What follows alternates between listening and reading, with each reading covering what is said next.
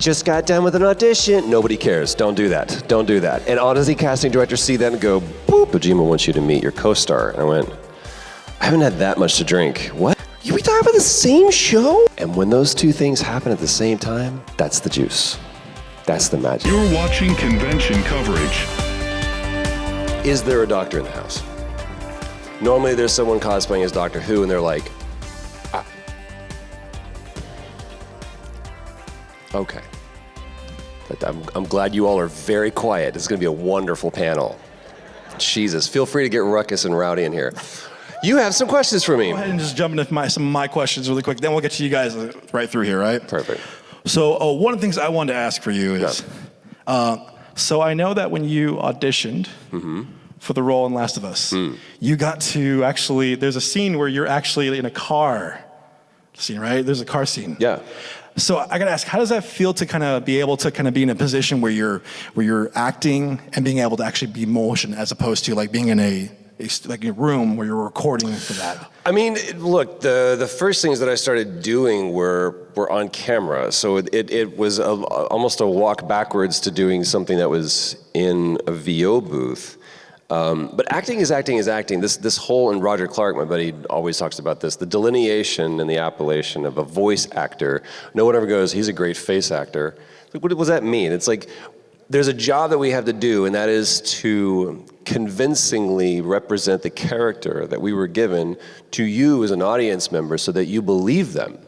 Sometimes I get my voice. That's the only tool that I'm given to do that. And other times I'm given a mocap stage and a ridiculous suit to wear and a face, or a camera right on my face. And then there's other times when, like in The Last of Us, when we did the show, I'm in this amazing location and it's really cold. And I'm next to this beautiful river, and I have an actual prop, and I'm the attention to detail that the wardrobe department put into just making sure our clothes didn't look like they just got bought from the Gap was incredible. And then there's all of these, there's literally hundreds of members of the cast and crew that are there. So I call it, it's like an economy of trust. And there's a trust that happens. It's this commerce, this agreement that's made between myself and the production that says, we're gonna give you these resources and we're trusting that you will use them wisely. We're gonna give you a camera, we're gonna give you props, we're gonna give you location, we're gonna give you wardrobe, we're gonna give you all of these things. And then the inverse side of that is when they don't give me those things, and I trust them that the one thing that I'm giving them, which is just the performance of my voice, is gonna meet kind of the anticipation and the interpretation and the intention that I have for the character, and people are gonna go and animate that and put that into the way that are like, yeah, that's what I was going for. So it's always about trust. And you hear that term used a lot with actors. It's like, you gotta trust your director. The directors are really trusting the actors. It's always all about trust.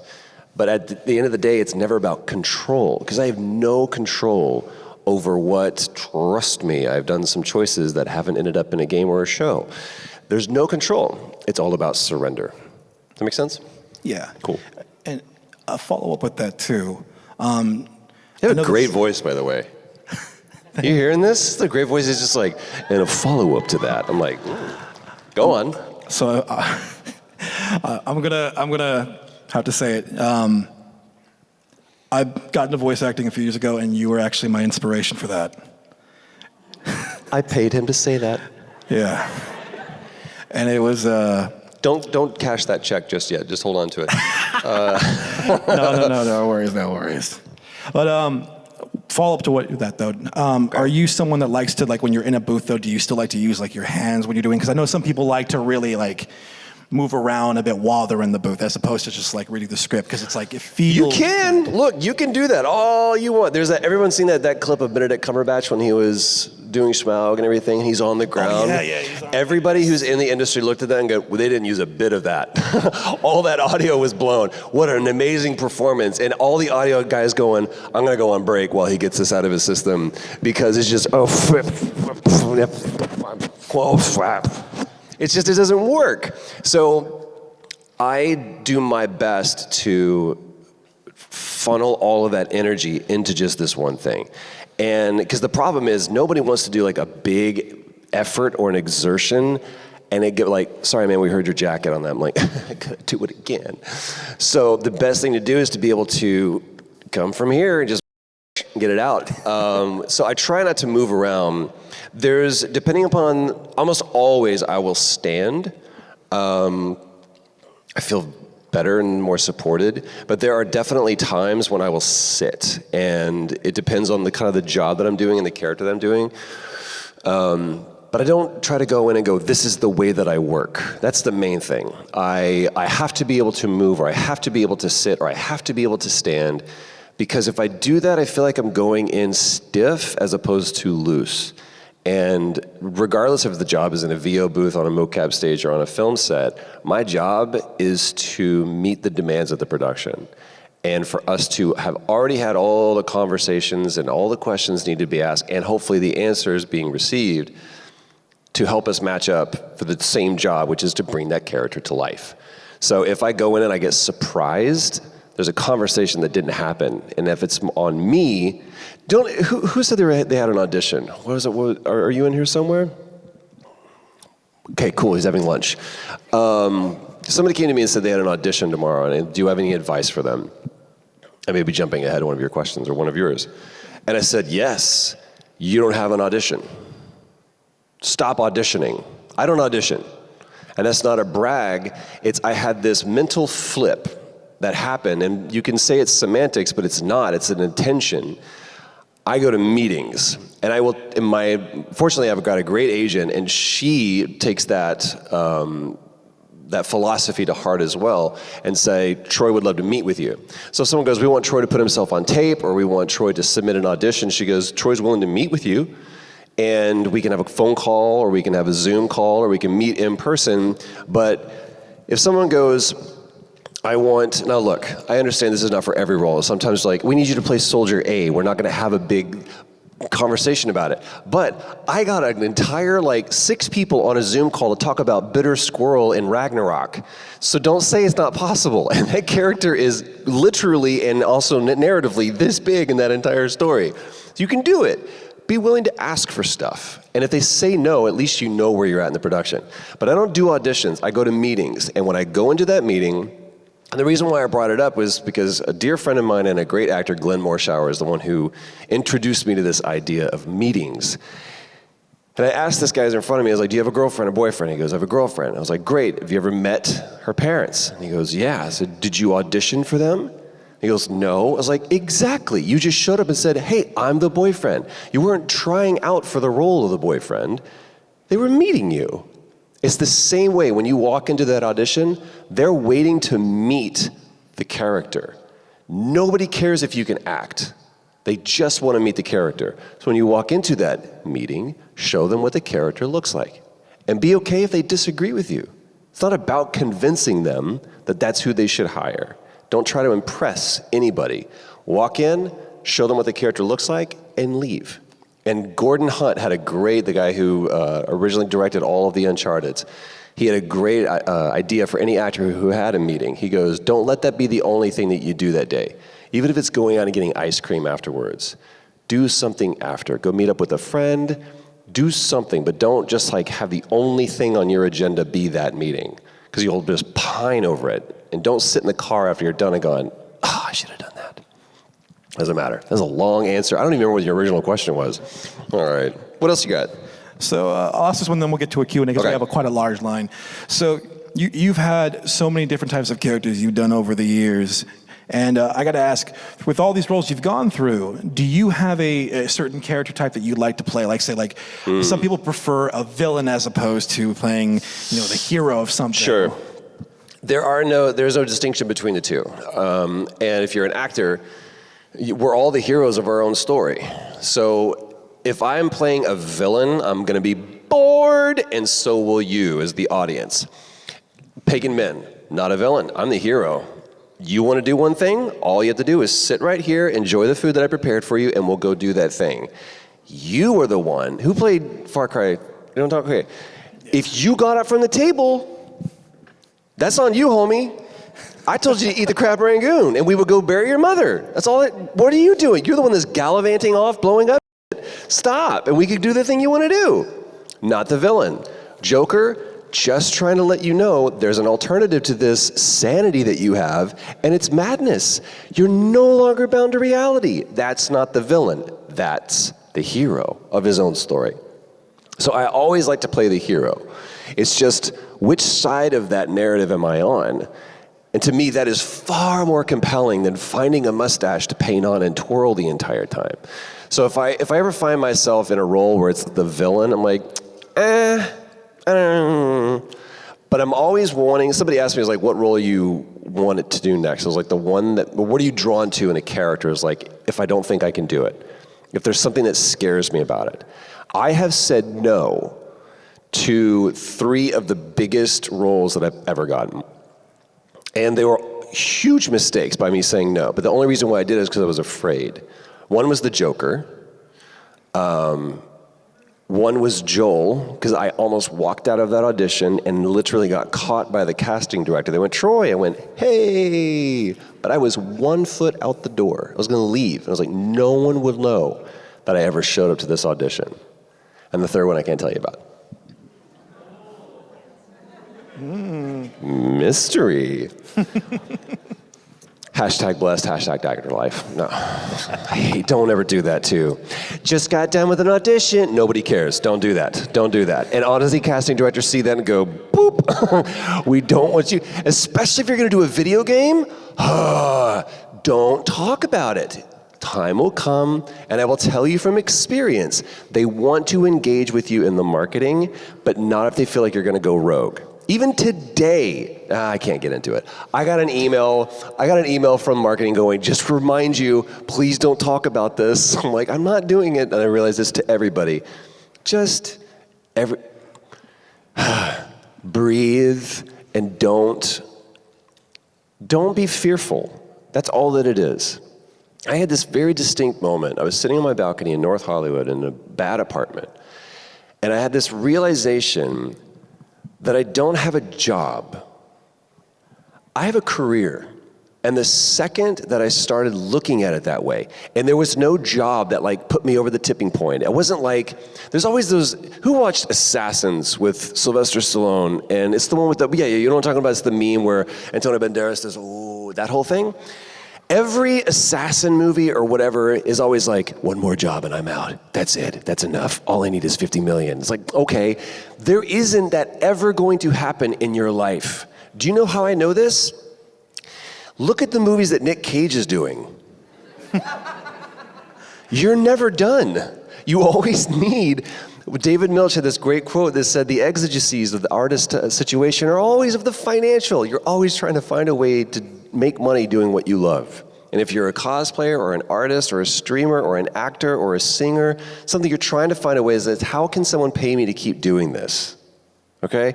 But anyway, I was sitting in my apartment on the balcony and I was like, it's not about a collection of jobs. It's not about a collection of jobs, it's about having a career. It's like a garden. It's literally like having a garden. And if you've ever done any gardening, which I'm sure all of you in here have, here's the tenement of being a good farmer. You reap what the ground will yield. And there's times when you grow tomatoes because that's what the ground is giving you. And you tend to those tomatoes and you make sure that those tomatoes are getting everything that they need and they grow. And then at some point, the soil goes, no more tomatoes. And so you don't keep trying to make tomatoes because the ground's not going to give it to you and you get frustrated and end up eventually with a dead garden. So you start doing vegetables. So you start doing like squash, or you do peppers, or you do fruit. You do something different and see what the ground will yield for you there. That is the actor situation. You plant something, you hope that it grows, and once it does, you focus on that. But you try to spread your seed out to everything, you will just grow a bunch of wilted fruit and vegetables. It's not what you want to do. But eventually, there will come a point where the ground says, we're no longer doing this, and now we're doing this. And your job and your responsibility as an artist is to yield to the earth. That's it. I have no idea how I got off on that tangent. I've had a little bit too much coffee. Yeah? Yeah. That's great. What's it like playing such a bonkers, crazy show like Baki? And do you have any favorite scenes from the show? Oh man. Okay. You want to know a secret? I say that to 300 people. So back in my early days at Funimation, there was a show called Baki the Grappler. Why are you clapping? Hold on. So I played like 2 one-off characters, no big deal. And I remember it was the craziest show because it felt like there were people in the animation department that when that whistle blew at 5 o'clock, it was pens down and they left. And then like the cleaning crew would come in and go,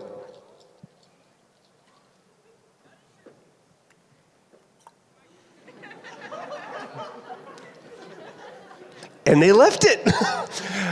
Hairstyles would change. It was crazy, and it didn't make any sense. And so people would ask me, what's your favorite? What's your least favorite thing you've ever done? I'd be like, Baki the Grappler. It's a horrible show. Cut to, because I thought it was a joke answer.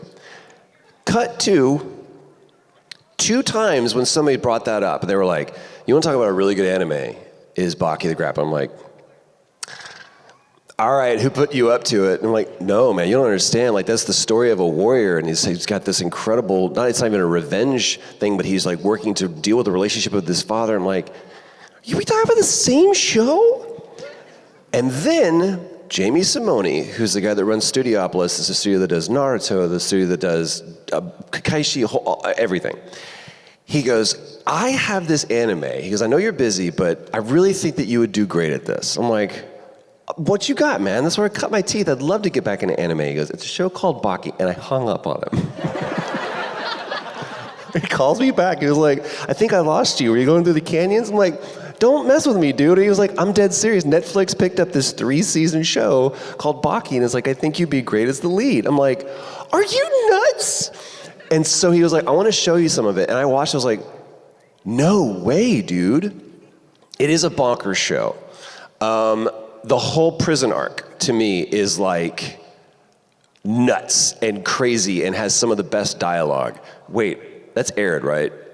Okay, man, I just get terrified. We're like, what? I'm like, I live under an NDA. But here's what it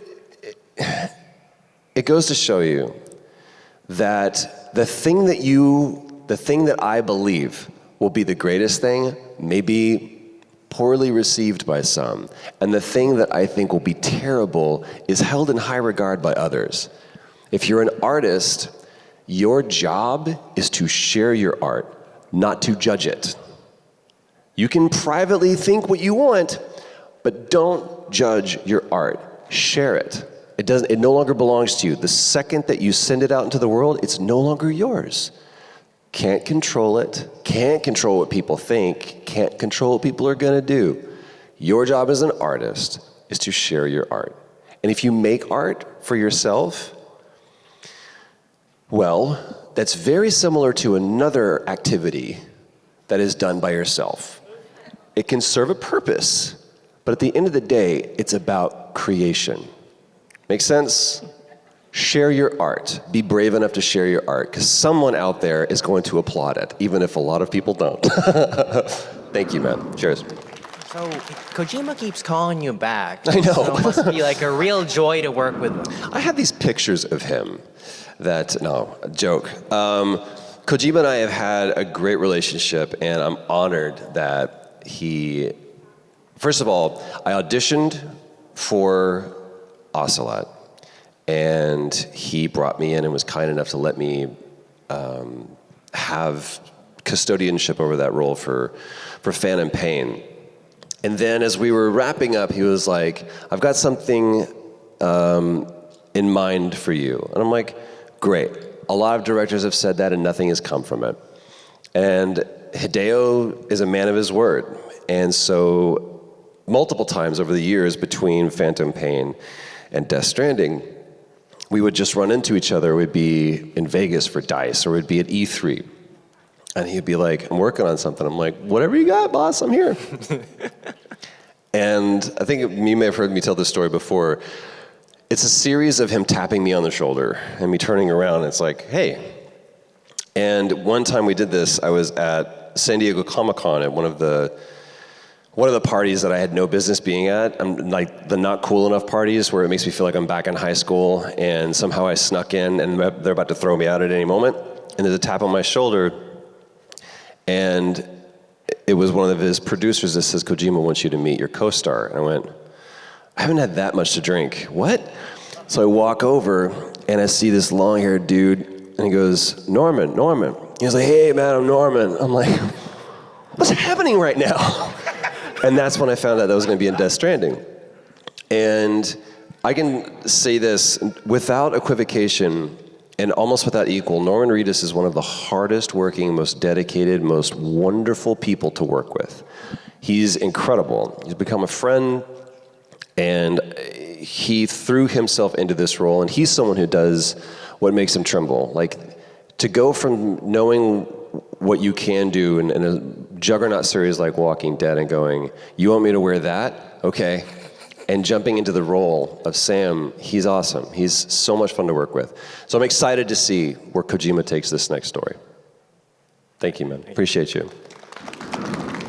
Infamous Second Son, you play the lead role, Delsin Rowe. True story. But you play mostly to say 1.5 characters, because there's the good half of Delsin Rowe and the evil half. Well put. And as I watched and played the game, I noticed that there's kind of different tone of voice for the two versions of the character. For example, good Delsin kind of talked more outward and flaunting to like an entire group of people, and evil Delsin was more direct in his tone of voice, like talking directly to the person he was talking to. Interesting. So my question for you is, in regards to that, was there any specific direction you were given by the voice directors, or anything you came up with yourself when it came to different lines, like, that's not me that's putting all those people in danger, versus, yes, it's all true? Yeah, man. First of all, a very astute observation, and I'm glad people pick up on those details.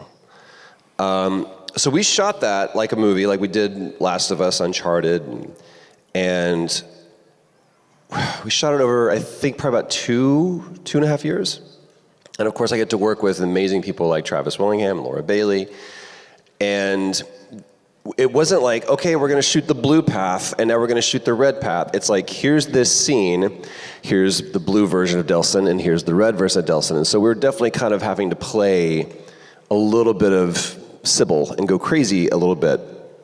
So I pushed back a lot. Like, I was a fan of the Infamous series, and I understood, like, Cole was not a good person, right?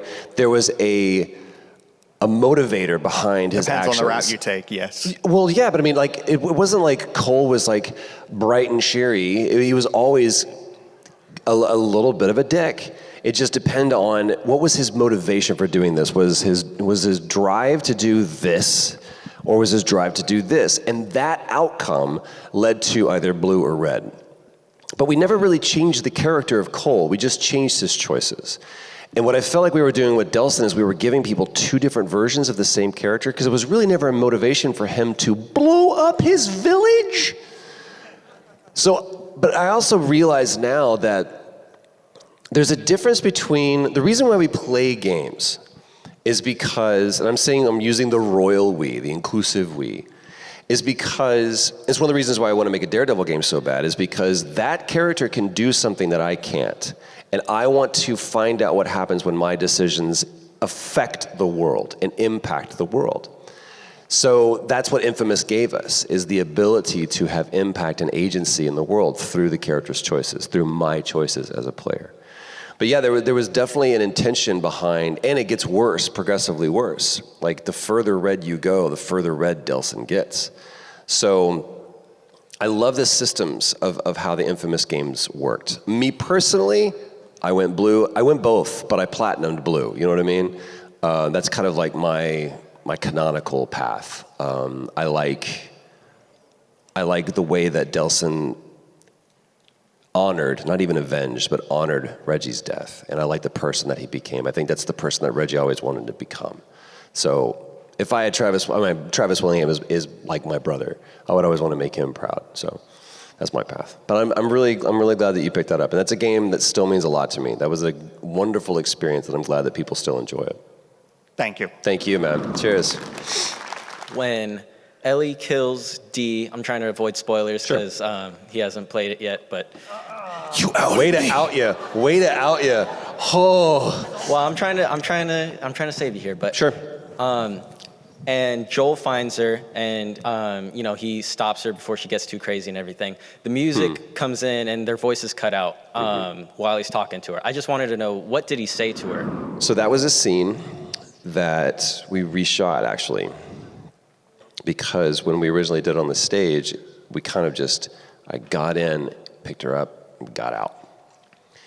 And what Neil wanted was something that mirrored the scene in the prologue where he gets down to Sarah's level. And when we first shot that with Sarah, then I'm talking about when they're in the house. Neil was playing from such a position of advantage because he was a dad.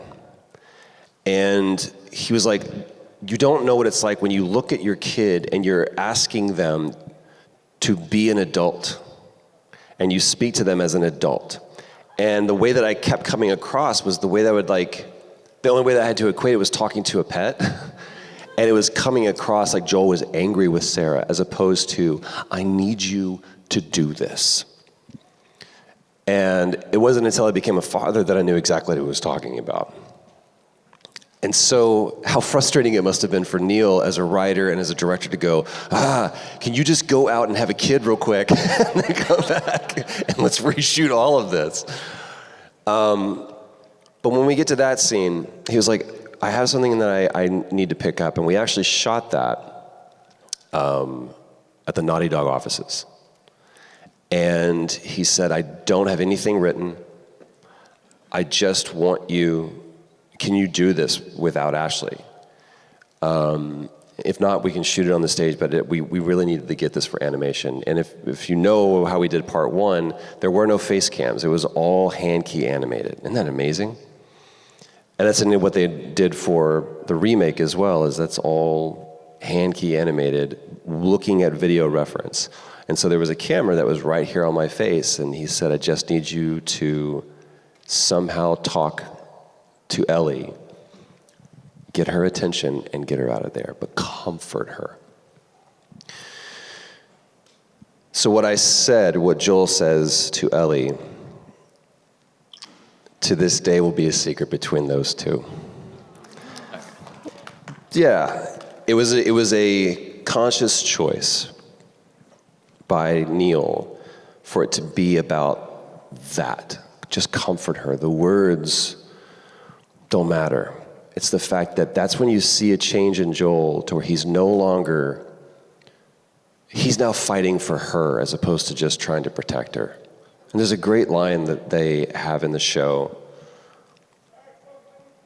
All right. Joel and Ellie are in the truck, and Joel says, you keep going for family. And Ellie goes, is that what I am, family? He goes, no, you're just cargo. Which is a line that actually Tess has in the game, right? It's just cargo, Joel. And I cannot wait for you guys to see this show. I'm so proud of what they did. And they proved something that I question. Can this story exist in another medium? Or will it be just like another video game adaptation where you're like, not as good as the game?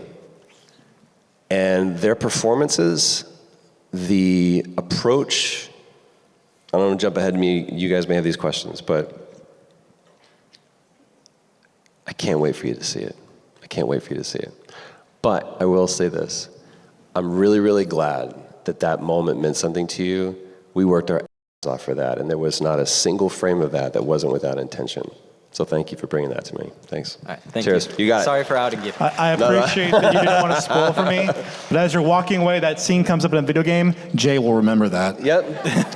Walking Dead, baby. The question is, how do you get that range when you're like playing like a serious character like Joel or Booker, or like a more like a wackier, goofier character like Excalibur or Kanji Tatsumi? How do you know exactly which voice the character should be. How did you decide your voice? I was born with it. You were born with it. As far as how I determine the voice, there's just a character that I see. And there's a lot of people that work and they build the character externally and they bring some affectation to it so that it presents a character. I don't do that. I look at the person and I go, that's who that is, and I guess this is how they sound. If someone said, so here's a character and they are from 19th century England, that's probably gonna make them sound a certain way. And they're not gonna be like, well, shoot. Here I am in jolly old London. I'm getting around on I like tea. That's not going to be them, right? It's like, is the one redneck that somehow went on a boat to London. Stupid. I don't know. You guys, if you were in my car when I'm on the freeway, it's just, that person is not well. Like, oh, it's the word. These are just the things that go through my voice and my head. It's never really a conscious choice, to be real honest with you. When I saw Excalibur specifically, there was a little bit of action that was in him, which is really just based on Phil Hartman. Everything that he says is very much like this. But it's not too far from Bruce Wayne in Lego Batman. So it's like the same, I play to my strengths, y'all. There's like a specific, like, skill set that I have, and I've got this wide of a lane that I can swerve between. But if I'm worried about the voice, I don't think they ever said that Joel was from Texas or that he had that accent. I just saw that character and was like, this is just who he is. He just looks like this, he stands this way, there's just kind of a thing to him. And that was Joel. And you listen to your team, you listen to the director, the writer, because they have a global view on it, and they guide you through that. But if I'm ever worried about the voice, I'm probably focusing on the wrong things of the identity of the character. Dig? Yeah, I get that. Right on. What was your experiences working on the Sonic the Hedgehog games as SPO the Chameleon during the meta era, as the fans like to call it? My son is super into Sonic right now, so he'd be like, I'd like to know this, please. Yeah. Look, I grew up with Sonic, so the fact that I get to be a part of that lore in any way is just an honor. I love Roger as Sonic. It's just kind of my own personal favorite thing. I do love the movies, but no, SPO was a lot of fun. It's always surprising to me the thing that people latch onto. The fact that it meant something to you means a lot to me as well. Yeah. Right on, give him an applause. That took a lot of bravery. Favorite part when you were voicing Joel, when you had a connection with him, like you felt connected to him when you were voicing him. If I didn't do my job. It was every damn scene. You guys have probably heard me tell this story. I'm going to tell it as quickly as I can. This is where I tell every actor, don't worry about the lines, don't worry about the dialogue, don't worry about impressing people with your acting ability. And there was this one specific scene we call the ranch house scene. Ellie rushes off from Tommy's town and she says this is all they really cared about, going to movies and what they wore. And we did this scene and Joel comes in and he was like, come on, let's go. You're treading on mighty thin ice, that whole scene. And we were doing it and it felt good. We were doing good performances, and it ticked all the boxes as of a good scene. But just wasn't it. We weren't connected. So Neil goes, take a break. We took 5 minutes, and I kind of stood off in the corner. I was like, what am I doing right now? I'm not in it, you know? And you can't force it. And then Ashley, we come back, and he goes, no notes, no direction, pictures up, let's go. And we go into the scene, and we start off, and Ashley is just like pacing. She was like, everyone that I've ever cared about has left me. Everyone except for you. And she pushed me, which is not in the script. And the original line is, everyone except for you. And Ashley made a choice spontaneously, and that's the scene that ends up in the game. And that is such a defining moment for that character. That's not something you can script. It's not a choice that you just like can, oh, you know what I'm gonna do? I'm gonna stand up and I'm gonna push him. It's just, neither one of us are connected, and if this is how I have to connect with you, I'm gonna touch you. It's those moments that we as actors look for. It's those moments that you as the audience need in order to connect to them. And when those two things happen at the same time, that's the juice. That's the magic. That's the good stuff. Thank you guys. Appreciate you.